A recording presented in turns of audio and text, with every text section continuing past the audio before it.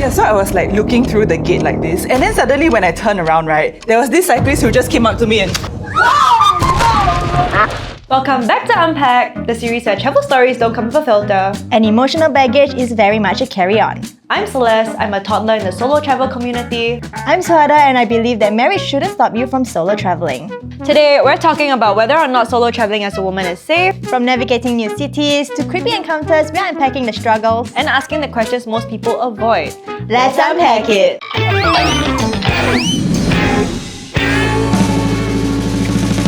Today we have two special guests with us, Esther and Chelsea.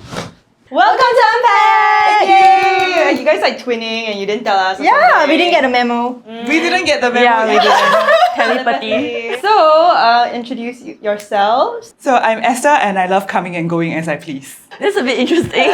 I'm Chelsea and I have been solo traveling for the past 5 years. Oh, that's long. Welcome to Unpacked. And today we're gonna talk about solo travel. And I think since like Chelsea said that she have been traveling for 5 years. So when did you start solo traveling actually? I started solo traveling about 4 to 5 years ago when I was, I think, 21 years old. I still remember it was during COVID-19 lockdown and everybody was having like travel withdrawals.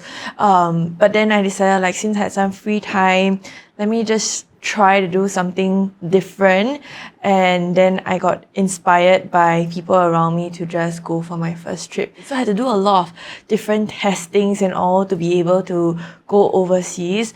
But I was like, okay, never mind, let me just do it. I'm very free. I wanted like a getaway from home. I went for my first trip to Europe, which is where Omicron was very prevalent, and then I caught COVID there. Oh no! What about you? I started solo traveling when about 21 also, but basically it was when I had adult money.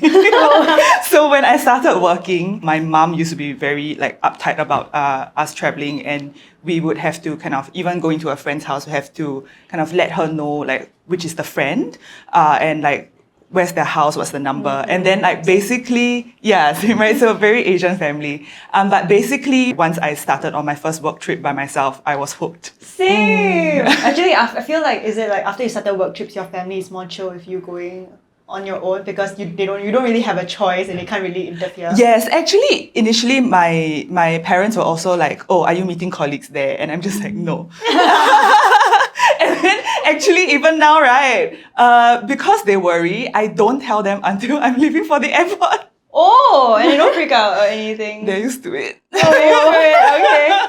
So like, is there like a reason why you guys decided to continue solo traveling? I mean, you can like when you're on your COVID trip, you could have like asked someone to go with you, and like for now, like if adult money and your friends have adult money too, like is there a reason why you choose to go alone? I think for me, it's like two reasons. One is because I realized it's really enjoyable. In fact, I kind of enjoy it more than going with people. Like I feel like there's a newfound appreciation of spending time alone and doing anything as you please. I think second reason is that as adults, we are all so much more busy. Just trying to find someone to have the same schedule as you on the same dates, especially if it's a group, it's just too difficult, you know? So like what she said, just do as you please, and I don't have to like account to anybody. But do you have friends who like ask like, hey, if you're going overseas, can you like ask me to go along? I do have friends, and then they'll just say no.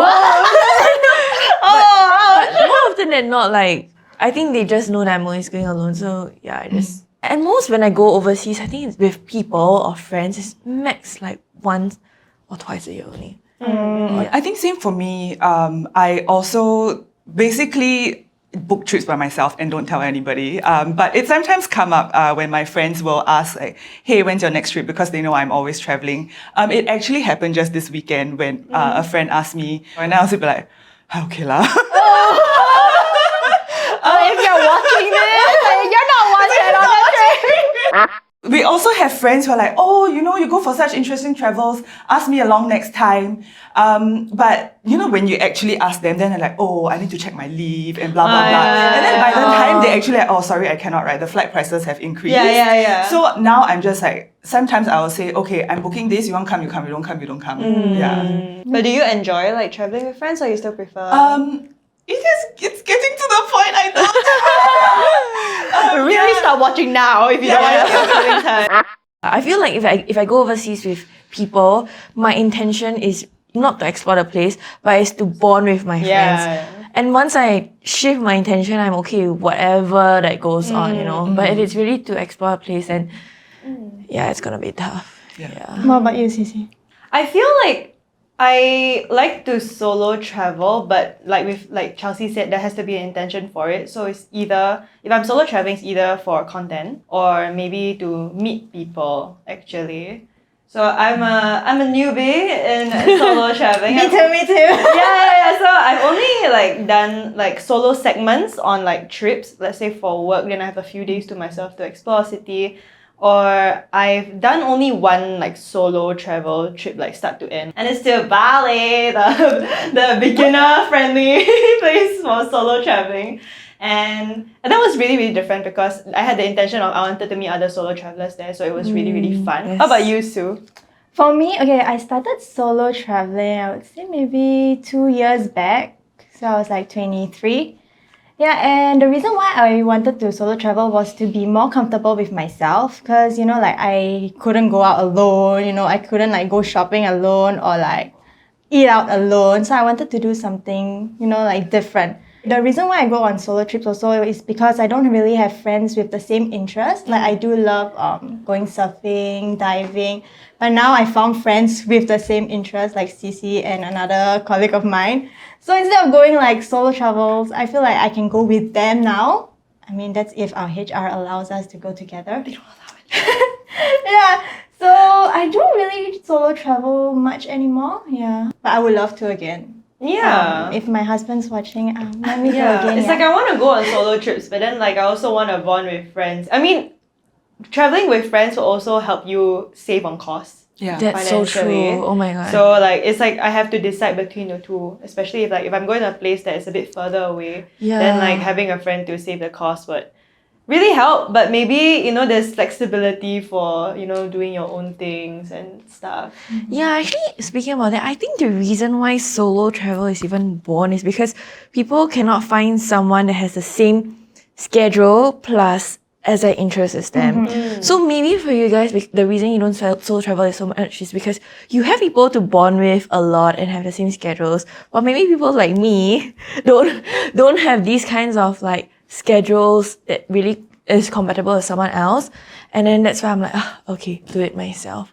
So yeah, I think like pros and cons. I think if there's another person that has very similar interests as me and then our schedules align, I think going on trips together would be really helpful.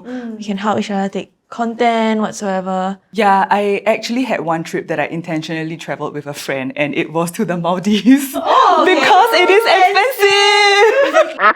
Did you face any pushback at the beginning? Oh yes, at the beginning I just said that I was going with friends, but it was actually the Europe trip. I said I was meeting a friend there, but there was no friend. It's okay, you can make a friend there. Yeah. Same So I thing, just right? ended up making friends there anyway. Then when you come back, did you tell them like, oh, actually I went alone?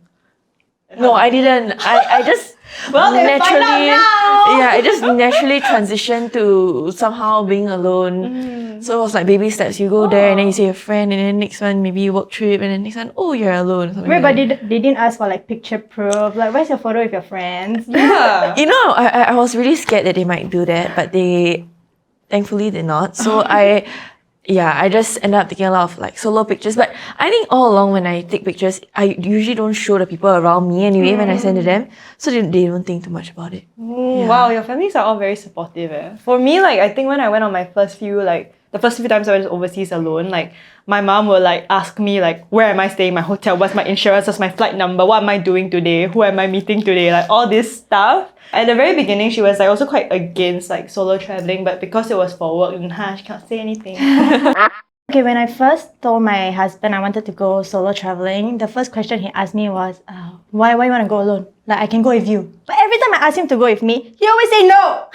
He always say, oh, I have work, I have this, I have that. So I go myself. So I was like, I told him, I was like, I'll be safe, I'll update you every day, I'll show you pictures. And then slowly he was like, okay, fine, like you can go alone. Did you ever fight about that though? Like, I know like some couples, like they were kind of have a bit of tension. I've heard these stories. Like people will be like, oh, why do you want to solo travel? Why do you want to go alone when you could go with me? And then, yeah, I've seen on like Instagram and stuff, it can actually become a form of argument. Yeah. Yeah. But for me, okay, thankfully, no. My husband, he was not angry or anything. He was in a way still very supportive. Of course, like he felt a bit, like worried, because like I'm going overseas alone. Yeah. But I mean, too bad you didn't go with me, so. Yeah, I mean, it's so empowering, right? Sometimes I'm like going by myself, I'm like, yeah, I'm a bad bitch. Which destination you end up going doesn't like raise any concerns for your friends or family? Like, do they have any skepticism for any of that? When I told my colleagues I'm going India, oh my god, they were just like horrified. They were wondering why are you going India? You're going alone. As you're female. Singaporeans usually don't even go India, much less alone. So there was a lot of skepticism. But honestly, one of the reasons why I felt so relieved going India is because my sister travels a lot. She's gone India multiple times really. And the thing is, in India, I wasn't really alone. I went with a volunteer organization that I met there. Although going there was alone and stuff, so it was still okay. And I was going to one of the safest states in India. Where did you go in Kerala. India? Because you said you met some people there, but did you go out alone? Yeah, so I actually went out alone at night. Oh! Yeah, but it was totally fine because I did my due diligence. I have been going and wandering around those streets in my neighborhood in the daytime with groups of people, nighttime with groups of people, and I felt quite comfortable doing it alone at night. If it was my first day though, I think I would have been a little bit more scared. Yeah. Actually, what were you doing in India? Like, what volunteer project were you doing? I was doing digital literacy for women in India, where basically they just want to understand a little bit more about Microsoft PowerPoint skills or other forms of digital skills, and they didn't really have that opportunity because a lot of them didn't go university, or maybe they only went to like elementary school or something. So they wanna be able to be more financially independent or more digitally literate, and also to sort of be able to empower their children and be able to connect with their children more in a way. So honestly, all of the stories were very inspiring. I think it is also a really good way to explore the country from a local's point of view. You don't just do the touristy things, but because you stay in like a very local town, you sort of see things in a very different way. So it's sort of killing two birds with one stone. Yeah. Is there a platform that you go to find these Oh projects? yes. Or- There's two organizations that I recommend. One is called IVHQ, which stands for International Volunteer Headquarter, I think.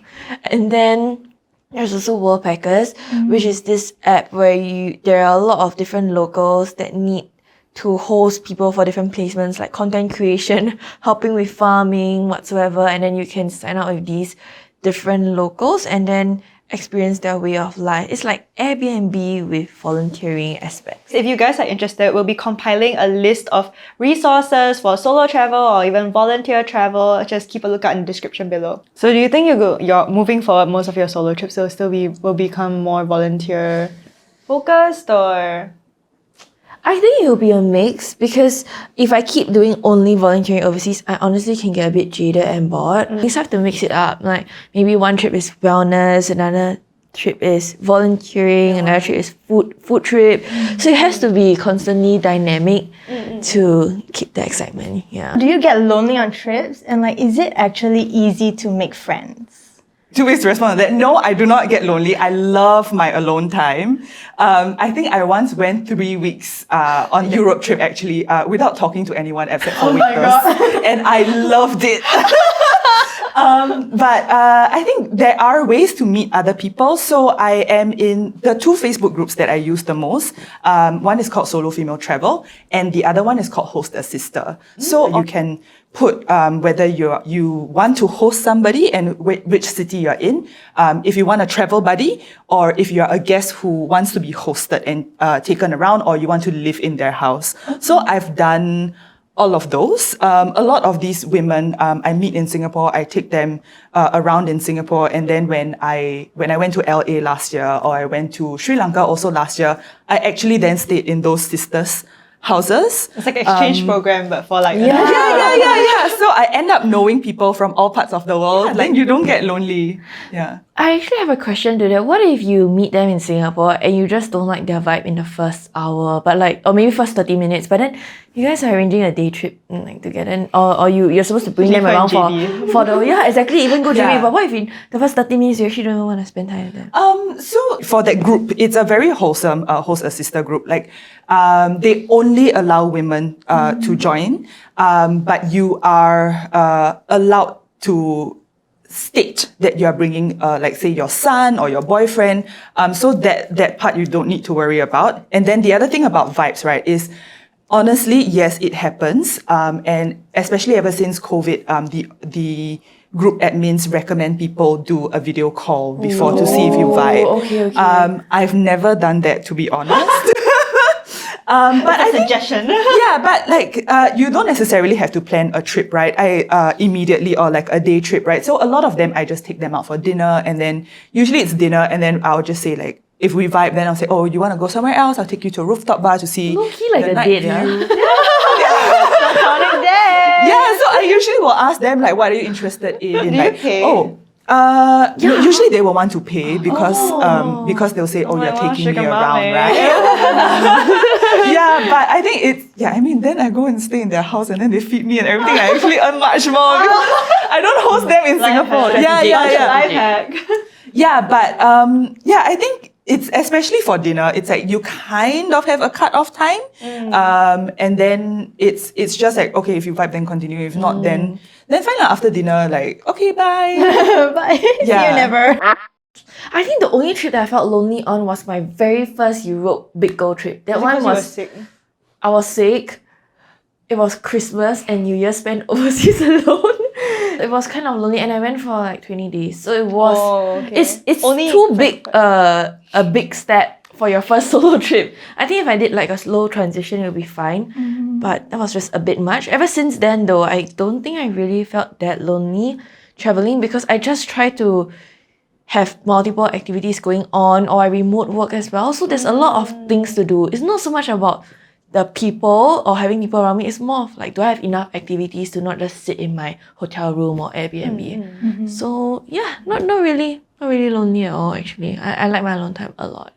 During like your solo traveling moments, right? Is there anyone that you met made a long lasting impression on you?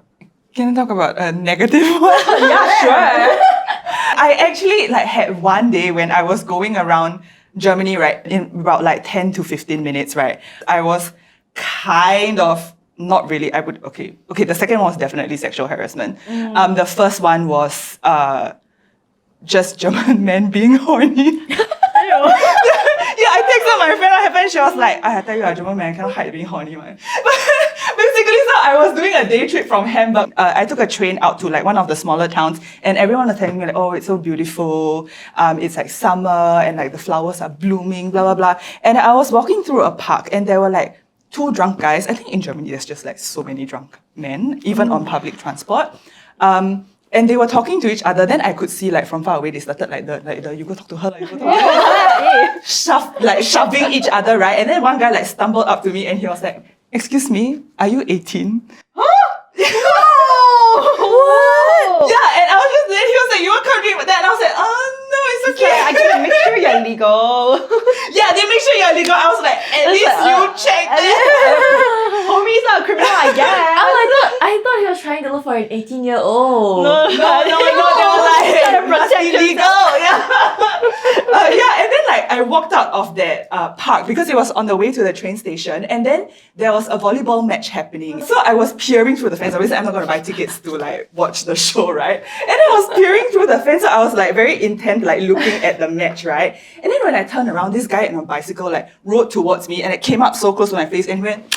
And then he like cycled away, and I was like, WTF? Oh my god. Yeah. Always Germany. My mom got Did he flashed kiss in you Germany. though? No, but like it was like almost. Oh my god, that's so scary. And then he went away. Yeah. What if you have oral herpes? Get away from it. Yeah, gross. Sorry, I had to go through that.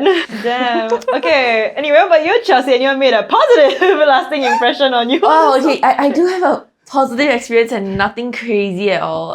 In fact, I don't really have such crazy stories. I was in Langkawi, and I remember I was jet skiing alone, and then there was main this character. and then there was this two guys from Yemen. One was studying in KL, and then he's just here for a short trip, and then his cousin, who is very close with, came all the way from Yemen to, I was asking the guy that came all the way from Yemen, like, wow, your country is having like a civil war right now, but then you came all the way here, and then are you planning to like move your whole family here, since you have a cousin in KL, and then just continue staying here where it's safer and all?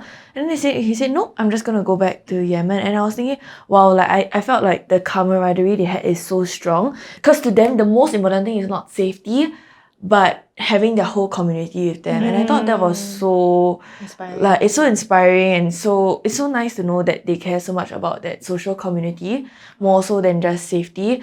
And I think it was very interesting to hear their stories and how patriotic they are. They're honestly super patriotic about their country. He just want to go back to spend time with his family. And then he did say that, the rest of his family is gonna come to Malaysia to visit the cousin that's studying, but they're all just gonna go back after that.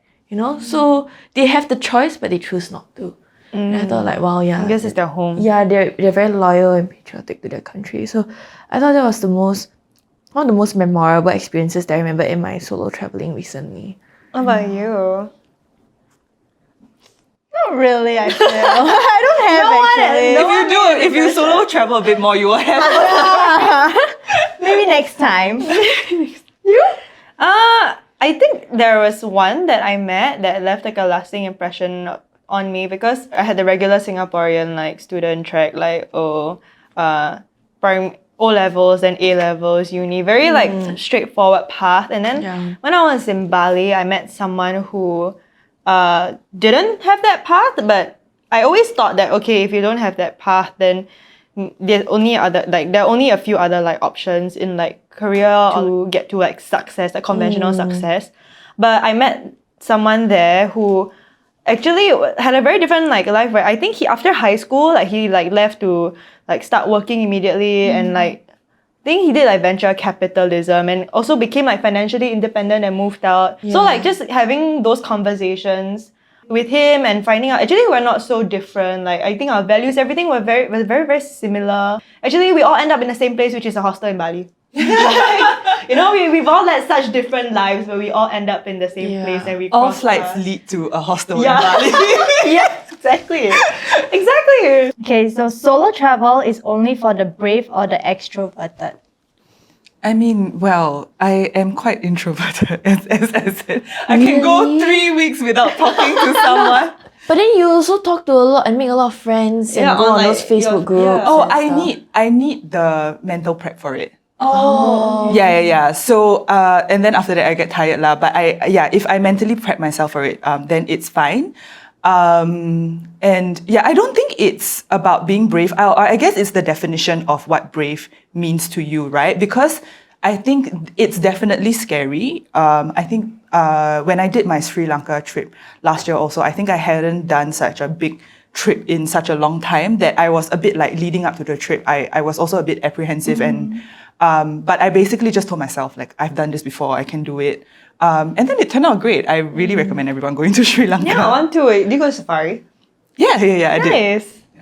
What about you? I think I'm nowhere near extroverted. In fact, I really like my alone time, and I don't even go solo traveling talking to people. Most of my trips are just spent talking to no one. But I don't even go on any of these Facebook groups at all. I just am completely in my own world when I solo travel. So you definitely don't have to be extroverted. In fact, I think if you're extroverted, it might be at a disadvantage to you because you need to talk to people. And so always being in your hotel alone and doing things alone might be too boring for you. So actually, I think it's good for introverted. And for the brave part, I think it's more about being open-minded, to be curious to the fact that whatever misconceptions you have are like potentially misconceptions and they're not necessarily accurate. Debunking certain perceptions that you already have. I think it's not just being brave in the sense that, oh, there's something bad and then you go head on to it, but it's just being open-minded and being willing to explore and try things out. I would say it's solo travel is more of that. Yeah. Actually, I am an extrovert, but when I'm overseas, I'm a bit scared to approach people.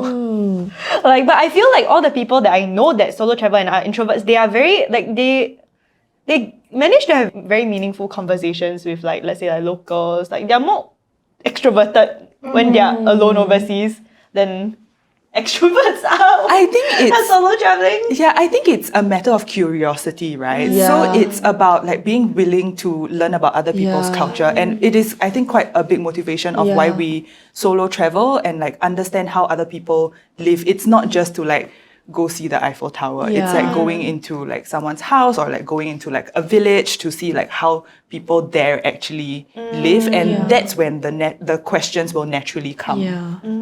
Yeah, like for me, right? I would say that, okay, whenever I travel, one thing about me, I have to plan things. Like, I really have to plan from A to Z, what I want to do, where I want to eat. I cannot go and just do spontaneous things without planning. I need to have a plan. So when it comes to solo traveling, it's hard to meet people and then, like in a way, how do you invite them into your plan? So you mean when you meet someone overseas, right? Already there? I think there's a few ways, and honestly, there are certain demographics that will be more open than others. So when I travel and if I'm looking for a companion, which is quite rare, but maybe I want to like share cost or something, right? Or some like outings to like a national park are like the tickets are like $2 to start. I honestly look for the people who look different. So people who are clearly tourists. So like I was in Brunei solo. And honestly, I wouldn't be approaching a local. I would look for the white people because they would be the ones who are also traveling down for it. Yeah, so I think that's one tip. You lose out the interacting with local, but you definitely like if I'm going to a national park, I want to go whitewater rafting. Like that's the trade-off that you have to do lah. I'm nothing against white people. Hey, they're like the most like open. But they're the most open to like yeah. Fun. What is one challenging experience on a solo travel trip? And how did you overcome it? There was once when I first started solo traveling, I thought I wanted to make friends. So I actually, when it was Amsterdam and I booked myself into a pub crawl. Because then the description was like, oh, you can make friends, right? Yeah. And then so I signed myself for it and I went on it and I realized that I hated it so much. Why? It was like the format is just that you get a shot in each bar that they take you to, and then I was told like we will make friends, but actually you're just going there as different groups of people. It's like a join-in, kind of like a join-in tour. Okay. So it's up to you to go and talk to people. It's not like they will like, I mean, I don't know what I was thinking, but yeah, they didn't really facilitate anything. So you had to like go and chat to someone, right? So then I always chat to someone like, hey, like, But are while you you here guys are yourself? drunk or On the pub, no, not. Oh. I mean, I wasn't tipsy yet. I guess I can hold my liquor quite well. And then so I'll be talking to people, and they'll be like, "Oh yeah," because it's like a group of 20. Then they'll just be like, "Oh, my friend is behind." And I was like, "Ah yeah, sian," you know. And then all the bars that they brought us into was for some reason sports bars. Oh, and so they were like, "Here's your one shot," and then like we are staying here for the next 20 minutes. You can choose to buy a drink for yourself or go onto the dance floor. And then everyone was like at their own tables, and I was like just like by the second bar. So I was everyone just, there like, was like already with a group, like they're not solo travelers. Yeah. Oh no. Yeah. And then I just sat at the counter, and then like by the second bar, I was just like, this sucks. And then I just left. And I think that's the thing to remember also is that you always have the option of To leave. just leaving or doing something else. And then that night, I just like went to explore the city and like look at the nightscape, and I enjoyed myself after that. I remember I went on like a volunteering trip, and then and then we were supposed to go there with the intention to bond with all the volunteers, but I felt like I couldn't really fit in, and everyone also had their own cliques because people come and go, right? So groups can form, and then I felt very left out, and because of that left out feeling, I kind of felt very homesick and wanted to go home, but I mean I couldn't because I was there for like 20 days and stuff. So instead, I just acted like this was a solo traveling trip, and every time I was free, I just went to explore the country alone by myself, going to the city, shopping and stuff, and just sort of like neglect or distract myself on the fact that actually it's a trip with other groups of people, and just turn it into my own me time trip after all. Yeah, it worked out fine that way too. Do you have any? I would say one challenging experience would be my first solo work trip to Kyoto. And I've never been to Kyoto before, so I had to navigate Kyoto all on my own, and it was quite tough. Plus it was like in like 40 degrees heat. Oh my god. Yeah, and then I had to like bring my heavy ass luggage around, and I was like stressing out because there were so many stairs, and I was all alone. Yeah, so what I did was, I had to, like, let's say if from here, from like point A to point B, it was going to take me like 30 minutes, I would give myself like 1.5 hours just to, like go there, because I know I kept getting lost. Yeah, so that was one challenge that I had Dude, to the overcome. Kyoto thing is so real because I just went to Kyoto last month too. And then I also couldn't find my exit and there were stairs everywhere, I had my luggage. And then, I was like, why am I making my life so difficult? I'm just gonna book a TT and take a taxi. It was $15 for the 10-minute ride. I'm like, I'm gonna pay the $15. Like, solo travel doesn't have to be suffering, Like, it's up to you to choose whether you want to. That's where adult money comes Yeah, that's in. where adult money comes in. Maybe like asked me 5 years ago, I would have like carried the bag down. But I was thinking like, okay, I'm here on my own time. I have nobody around me. I can call the shots. Like, why am I gonna force myself to bring down the bag? No one is gonna clap for me. So I was like, I'm gonna book a taxi. It means that there's some sort of tracking going on. At least someone can find you. Interestingly, I feel like sometimes solo traveling is more safe than traveling in groups. Hey, baby girl. You sure?